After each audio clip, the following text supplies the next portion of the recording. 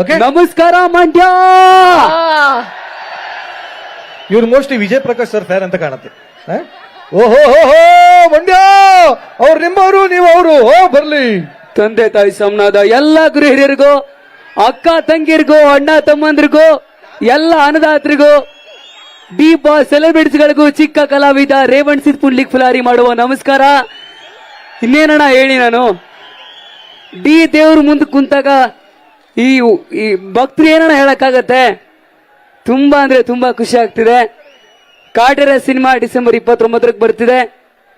Kaatera cinema 100 ದಿನ ಓಡ್ಬೇಕು, ಓಡಿಸ್ತೀವಿ.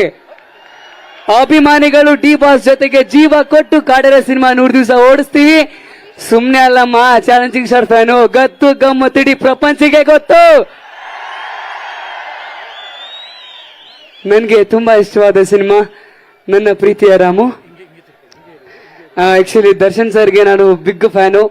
ಒಂದು ವಿಷಯ ಹೇಳಕ್ ಇಷ್ಟಪಡ್ತೀನಿ. ದರ್ಶನ್ ಸರ್ ಎದೆ ಮೇಲೆ ಹಾಕ್ಸಿರುವಂತ ಅಚ್ಚೆ ಇನ್ನುವರೆಗೂ ಯಾರು ಮುಟ್ಟಿದಾರೋ ಎಲ್ಲೋ ಗೊತ್ತಿಲ್ಲ, ನಾನು ಅದನ್ನ ಸ್ಪರ್ಶ ಮಾಡಿದ್ದೀನಿ. ಅದು ದರ್ಶನ್ ಸರ್ ನನಗೆ ಕೊಟ್ಟಿರುವಂತ ಪ್ರೀತಿ. 1 ಗಂಟೆಗಳ ಕಾಲ ನನಗೆ ಅವಕಾಶ ಕೊಟ್ಟಿದ್ದಾರೆ. ಒಂಥರ ಏನೋ ಖುಷಿ. ಡಿ ಬಾಸ್ ನ ನೀವೆಲ್ಲರೂ ಬಾಸ್ ಅಂತ ಕರಿತೀರಾ, ನಾವು ಅವ್ರನ್ನ ದೇವರು ಅಂತ ಕರಿತೀವಿ ಅಷ್ಟೇ. ಅದು ಬಿಟ್ರೆ ಏನ್ ಹೇಳಲ್ಲ. ಹವಾ ಇಟ್ಟರವರೆಗೂ ಮಾತ್ರ ಇರುತ್ತೆ. ಉಸಿರು ನಿಂತ ಮೇಲೆ ಹೆಸರು ಹೇಳ್ಬೇಕಂದ್ರೆ ದಮ್ ಬೇಕು. ಕಾಟೇರ ಸಿನಿಮಾ 100 ಡೇಸ್ ಪಕ್ಕ ಓಡಿಸ್ತೀವಿ.